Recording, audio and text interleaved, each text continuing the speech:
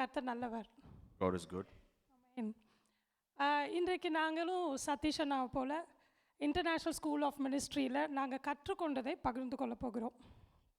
Just like Brother Satish, we want to share what we learnt during the International School of Ministries. எல்லாரையும் போலவும் சத்தியத்தை ஆழமாக கற்றுக்கொள்ள வேணுன்றதுக்கு தான் இந்த கோர்ஸில் நாங்கள் ஜாயின் பண்ணோம். Like everyone else, we joined the course because we wanted to have an in-depth knowledge or study of the Bible.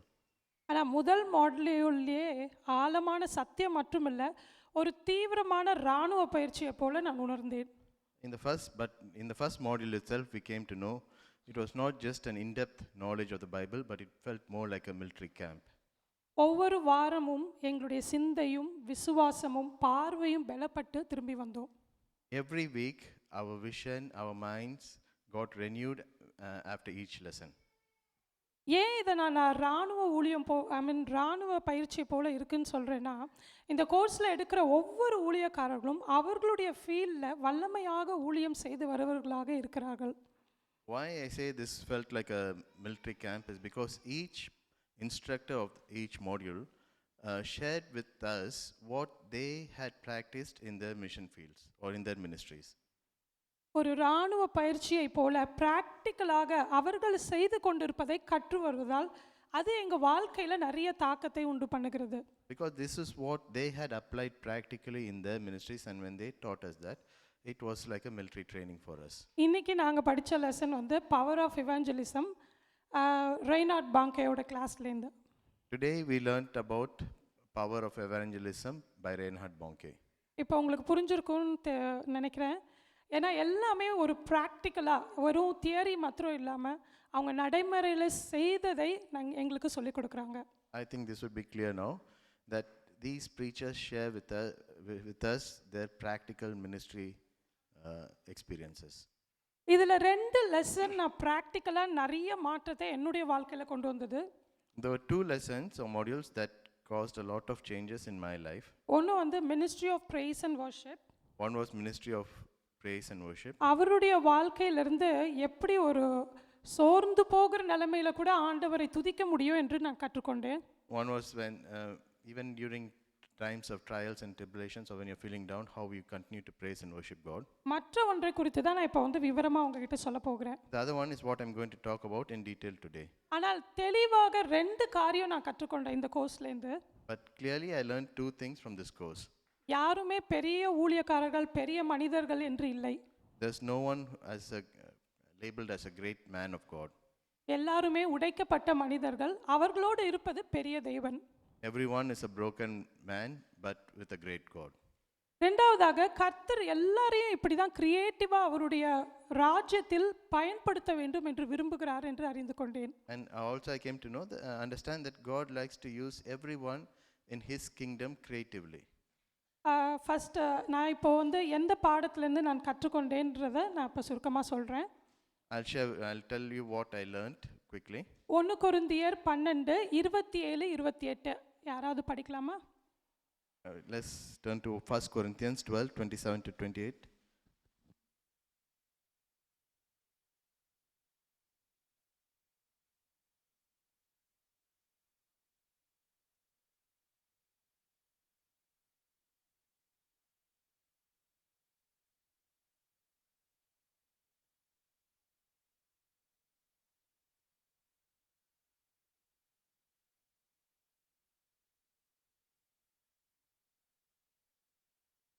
இதில் நான் எந்த மினிஸ்ட்ரி பற்றி பேச போகிறேன்னு யாராவது கெஸ் பண்ணுறீங்களா? From this verse, can someone guess which ministry I'm going to talk about? உதவியின் ஊழியங்களை குறித்து தான்.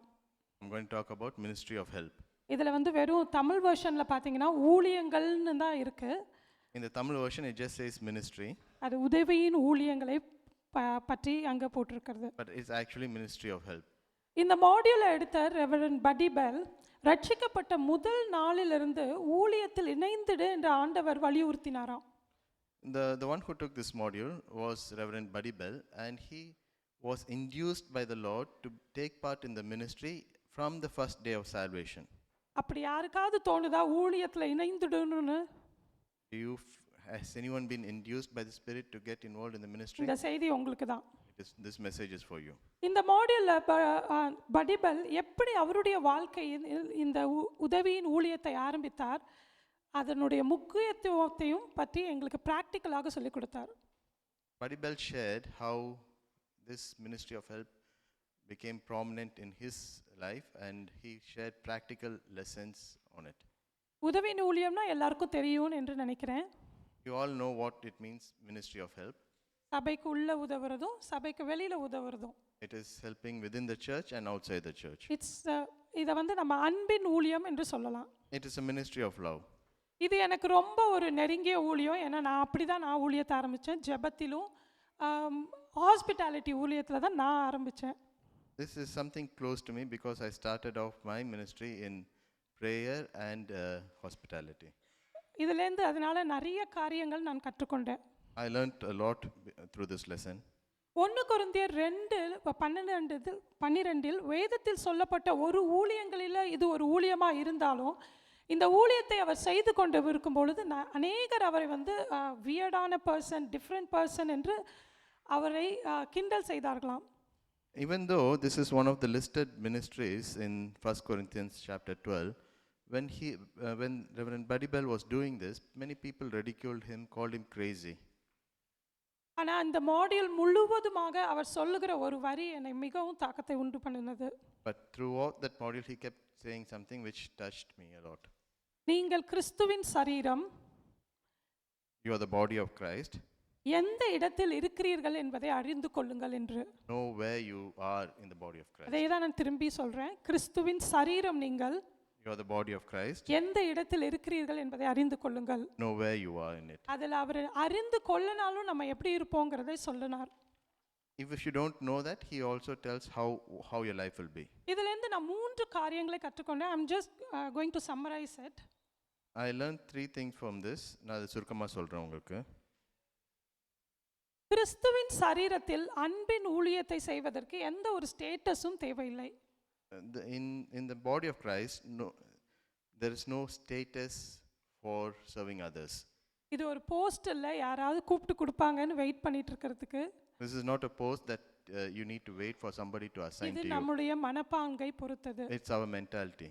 பிறருக்கு சேவை செய்யும் எந்த ஒரு வரமும் சிறிதல்ல. No gift that serves others is little. இரண்டாவதாக வேதத்தில் அநேக நட்சத்திரங்களாக நம்ம பார்க்கிறோம். நிறைய பேரை நட்சத்திரங்களாக பார்க்கிறோம். In the Bible we see a lot of people who are prominent as stars. யாராவது சில நட்சத்திரங்கள் பேரை சொல்ல முடியுமா? Can you list out some stars in the Bible? Sevan. இல்ல மினிஸ்ட்ரி ஆஃப் ஹெல்ப் இல்ல, சும்மா நட்சத்திரங்கள். ஆபிரகாம், டானியல் எல்லாருமே பெரிய நட்சத்திரங்கள் இல்லையா? ஆனா சிலரை நாம் மெழுகுவர்த்திகளாக பார்க்கலாம். But among these stars there are some candles. ஆனால் இந்த மெழுகுவர்த்திகளை பத்தி நிறைய டீடைல்ஸ் இருக்காது. ஆனா அவர்கள் ஒரு முக்கியமான பங்கை வகித்திருப்பாங்க. There are not much details about these candles, but there's the prominent input by them. அதுல படிபெல் ஒரு எக்ஸாம்பிள் கொடுத்திருந்தாரு. அதை நான் சொல்ல போறேன் உங்ககிட்ட. First Samuel, okay. Badibel gives an example and I'm going to share that with you. 1 Samuel 13-14 அதிகாரத்துல படிக்க வேண்டாம். சவுலையும் யோனத்தானையும் நட்சத்திரங்களாக குறிப்பிடப்பட்டிருக்கிறது. In 1 Samuel 13 and 14 chapters, Saul and Jonathan are portrayed as stars. ஆனா அங்க ஒரு மெழுகுவர்த்தியும் இருக்கு. But among them there is a candle. 1 Samuel 14:7 யாராவது படிக்கலாம்? Someone turn to 1 Samuel 14:7.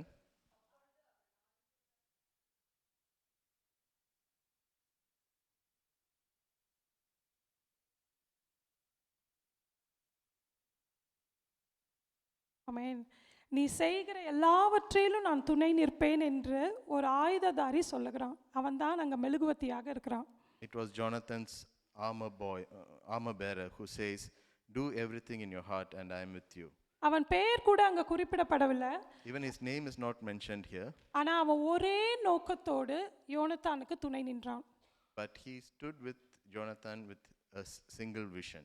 சுருக்கமா சொல்லணும்னா நம்ம சபையில எந்த சபையிலையுமே போதகர்கள், வர்ஷிப் லீடர்ஸ் இவங்கெல்லாம் ஸ்டாரா இருந்தாங்கன்னா, For example, we can say in our church or any church, the preacher or the worship leaders are stars. நம்ம எல்லாம் மெழுகுவர்த்தியை போல. ஆமென். We are all candles. ஆனா ஒரு முக்கியமான விஷயம் இதில் கற்றுக்கொள்ளணும்னா, அவங்களோட விஷனோட அவங்களோட துணையோட நம்ம நிற்கும் பொழுது தான் நம்ம மெழுகுவர்த்தி வேலையை செய்ய முடியும். But one thing we have to know is we have to be unified with their vision, and only then we can be a candle. நம்ம தனித்து செயல்பட முடியாது. We cannot stand apart alone. ஆனா இதுல ஒண்ணு நீங்க தெரிஞ்சுக்கணும், ஸ்டாரும் முக்கியம், நட்சத்திரங்களும் முக்கியம், மெழுகுவர்த்திகளும் முக்கியம். You should know one thing though, stars are important and equally candles also. ஏன்னா புயலின் மத்தியில் நட்சத்திரங்கள் அல்ல மெழுகுவர்த்திகள் தான் நம்மளுக்கு பயன்படும். Because in the midst of storm, it's not stars that are visible but candles. எத்தனை பேருக்கு புயல் மத்தியில் ஏதா பார்த்துருக்கீங்களா? Storm Have you seen a storm? Not real life storm சொல்கிறேன், நான் நிஜமான டிபிக்கல் ஸ்டாம் பற்றி கேட்குறேன். I'm talking about a real storm, not an illustrated one. எங்கள் ஊரில் தான் எல்லா புயலும் கடலை கறக்கும். It's in my town that all storms literally make landfall. சென்னையில் இருக்கிறதுனால ஒரு வருஷத்துக்கு 2 தடவையாவது இந்த புயல் கடலை கறந்துரும். Because I'm in Chennai, at least twice a year there'll be a storm crossing Chennai. அப்படி அலர்ட் வந்தோடனே முதல்ல நிறுத்துறது கரண்ட்டை தான். As soon as that alert comes, the first thing they stop is the current. ஒரு நாளாவது கரண்ட் இல்லாமல் இருக்கணும் நாங்கள். One whole day we have to be without current. அப்போ வந்து மெழுகுவர்த்தி தான். And in those days, in those times, it's only a candle. நட்சத்திரங்கள் இருக்காது, There'll be no stars, artificial light இருக்காது, there'll be no electricity or மெழுகுவர்த்தியில தான் உட்காந்துருக்கணும். only candles. இப்போ புரியுதா? Now you understand? நான் மற்றவங்களுடைய வாழ்க்கையில் மெழுகுவர்த்தியாக இருக்கிறேனா, அவங்களுடைய புயலின் நேரத்தில் நான் மெழுகுவர்த்தியாக இருக்கிறேனா என்று என்னை யோசிக்க வைத்தது. This lesson made me think, am I a candle in another person's life storm? மூன்றாவதாக, Thirdly, உலகத்திலேயே பெரிய சபைனா எதை சொல்வீங்க? if we ask you which is the world's largest church, what would you say?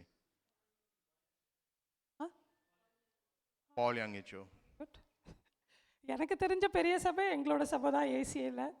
What? The biggest church I know is the ACA church in ஏன்னா நான் Chennai. அதில் இருந்ததுனால சொல்கிறேன். அங்கே சபை முடிஞ்சு போகும்போது டிராஃபிக் ஜாமே ஆகும். Because when our church used to finish in Chennai, there used to be traffic jam. There were so many people. ஆனால் யாத்ராகமத்தில் இங்கே ஒரு பெரிய லீடரை பற்றி, சபையை பற்றி போட்டிருக்கு. But in Exodus, there is a mention of a bigger church and a leader. மோசே 14 million ஜனங்களை வழி நடத்தினானா. Moses was leading close to 4 million people, Israelites. அப்போ பார்த்துக்கங்க எவ்வளோ பெரிய சபையை he was leading. Just imagine how big that church is. யாத்ராகமம் 18:14 போட்டிருக்கு. அவனுடைய மாமனார் வந்து காலையிலேருந்து ஈவினிங் வரைக்கும் இப்படி ஜனங்களை சந்திக்கிறியே, இது என்னன்னு கேட்குறாராம். In Exodus 18:14, the father-in-law of Moses comes and sees Moses taking care of listening to people's problem from morning to evening, and he asks, why are you doing this? அவர் மாமனாராக இருக்கிறதுனால மருமகளை மொத்தம் கவனிக்கிறாரு. Because he is the father-in-law, he is taking care only of the நான் son-in-law. ஜனங்களை பற்றி யோசித்தேன். He was not worried about the people. 4 million ஜனங்கள்னா அதில் 10% பேருக்கு பிரச்சனை இருந்தாலும் எப்படி நூற்றுக்கணக்கான ஜனங்கள் கியூவில் நின்றுருப்பாங்க? If you look at the people, there are 4 million people, and even if 10% of them had some issues, just imagine how big that line would have been to see Moses. எனக்கு மற்றவங்களை பற்றி தெரியாது, ஆனால் நான் லைனில் இருக்கும் போது எல்லாமே முடிஞ்சுது. I'm not sure, I don't know about others, but when I stand in line, everything's finished. முன்னாடி இருக்கிறவன் பார்த்து திட்டுவேன், எப்படி ஃபோனை பார்த்துட்டு பொறுமையாக போகிறான் பாரு அப்படின்னு. I'll scold the one in front of me saying, look, he's not observing that the line is moving and he's just looking at his phone. பின்னாடி இருக்கிறவன் எப்படி முந்தி அடிச்சிட்டு முன்னாடி வரான் பாரு, நான் லைனில் நிற்கிறேன் அப்படின்னு சொல்லி அவனை மிரட்டுவேன். I will also make sure that no one cuts into the line and hold my position strong. ஒரு 5 நிமிஷத்துக்கு ஒரு தடவை வாட்சை பார்த்துட்டு என் டைம் எல்லாம் வேஸ்ட் அப்படின்னு தோணும் எனக்கு. And every 5 minutes I look at the watch and say, my time is மொத்தத்தில் being wasted. சமாதானம் இருக்காது. And loss of peace. ஆனால் இதெல்லாம் எனக்கு ஒரு தீம் பார்க்கில் இருந்துச்சுன்னா அவனுக்கு வந்து அவங்கெல்லாம் பிரச்சனையோட லைனில் நிற்கிறாங்க. If this happened just in theme park line, imagine the Israelites standing there for actual problems in their life. அப்பொழுது வந்து மோசேயோட மாமனார் ஒரு அட்வைஸ் கொடுக்குறாரு. Then it's at that time that the father-in-law of Moses gives an advice. யாத்ராகமம் 18:21 யாராவது வாசிக்கலாம்? Someone read Exodus 18:21 in Tamil.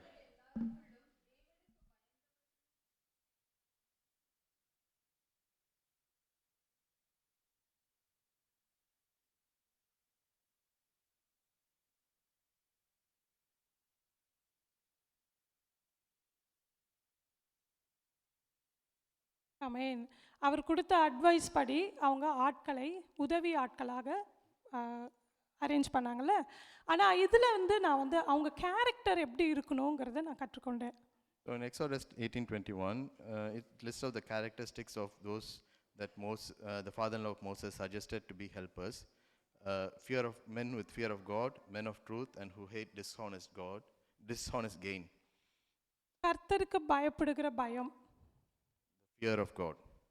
கர்த்தருக்கு நான் பயப்படுவேன். ஆனா அநேக வேளையில மனுஷர்களுக்கும் பயப்படுவேன். I have the fear of God, and equally I also have the fear of men. இந்த லெசனுக்கு அப்புறமா நான் யோசிச்சு பார்ப்பேன், நான் பண்ற காரியம் இது கர்த்தருக்கு பயந்ததுனால நான் பண்றேனா இல்ல மனுஷங்களுக்கு பயந்து நான் பண்றேனா என்று. After this lesson, I started analyzing myself. If I do something, whether I'm doing it because of the fear of God or is it because of the fear of men. என்னுடைய எஸ்ஸும் என்னுடைய நோவும் கர்த்தருக்கு பயந்தா மாத்திரம்தான் இருக்கணும் என்று நான் முடிவு பண்ணேன். I made a decision that my yes and no should be aligned to the fear of God only. இரண்டாவதாக இன்டெகிரிட்டி, உண்மை உள்ளவர்களாக இருக்கணும் என்று. Secondly, it is men of truth. ஏதாவது ஒன்று நம்ம கமிட் பண்ணோன்னா அதை கண்டிப்பாக செய்து முடிக்கணும். அது மனுஷங்களுக்கு முன்னாடி இருக்கிற integrity. If I commit something for another person, I have to finish it. This is the integrity I have towards a person. அதற்காக நான் ரொம்ப உழைப்பேன். I will work hard for that. ஆனால் கர்த்தருக்கு முன்னாடி சில காரியங்கள் சொல்கிறேன் நான், ஆனால் அதை செய்கிறேனா என்பா இல்லை. But at the same time, I think whether, the commitments I made towards the Lord, whether I keep them up, no. இவங்களுக்காக நான் ஃபாஸ்ட் பண்ணி ப்ரேயர் பண்ணுவேன்னு நினைப்பேன், ஆனால் பண்ண மாட்டேன். I would make a commitment that I would fast and pray for someone, but I won't do that. Women's prayer இல்லைனாலும் அந்த டைமில் நான் ப்ரேயரில் உட்காருவேன் ஆண்டவரேன்னு நான் சொல்லுவேன், ஆனால் பண்ண மாட்டேன். Even though I cannot attend women's prayer, I'll make a point that I will pray. I'll make an agreement that I will with the Lord that I will pray at that time, but I won't do that either. இந்த உதவியின் ஊழியத்தில் இருக்கிறது இந்த இருக்கும் பொழுது இந்த integrity is very important என்று நான் கற்றுக்கொண்டேன். And to be a part of the ministry of help, integrity is very important, and this I understood. மூணாவதாக பொருளாசை. Thirdly, covetousness. எல்லா பொருளாசைக்கும் ஒரு வேறான காரியம் என்னன்னா மற்றவங்களோட ஒப்பிட்டு பார்க்கறது. The root cause of covetousness is comparing ourselves with others. எனக்கு இல்லை என்று நான் சொன்னாலோ நானா ஒப்பிட்டு பார்த்து அவங்களுக்கு இருக்கிற பாடு எனக்கு இல்லை அப்படின்னு ஒரு சந்தோஷம் இருக்கும். When I say that I don't, the way we compare is even looking at others' problems and even saying that, look, I'm glad I don't have that problem. அவங்களுக்கு இருக்கிற அடிக்ஷன் எனக்கு இல்லை அப்படின்னு ஒரு சந்தோஷம் இருக்கும். I'll be glad that I don't have their addiction. இந்த மாதிரி மற்றவங்களை ஒப்பிட்டு பார்த்து கொண்டு நான் இந்த ஊழியத்தில் நிலை நிற்க முடியாது என்பதை நான் உணர்ந்தேன்.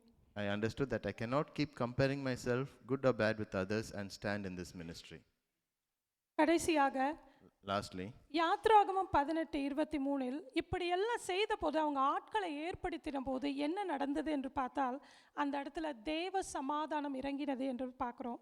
when all this was established in Exodus 18:23, we see that the peace of the Lord came amongst them.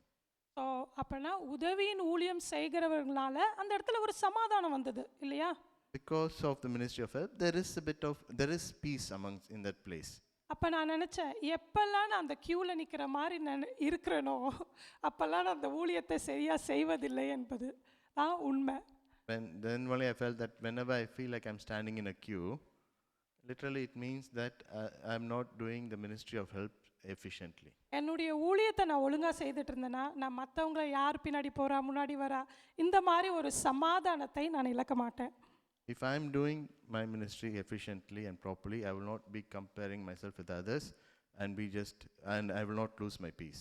நான் அப்படி நினைக்கும் போதெல்லாம் என்னுடைய சமாதானம் கெடுக்கும் போதெல்லாம் ஐ நோ தட் நான் அந்த ஊழியத்தை விட்டுட்டு நான் போய் லைனில் திருப்பி நிற்க ஆரம்பிச்சிட்டேன் என்று. When I feel myself losing peace, I know that I have stopped taking part in the ministry of helps and I've gone back and standing in the line to see Moses. அதிலிருந்து கவனத்தை விட்டு என்னுடைய காரியத்தில் கவனம் செலுத்த கர்த்தர் எனக்கு கிருபை செய்தார். God helped me to change my perspective from that point of view.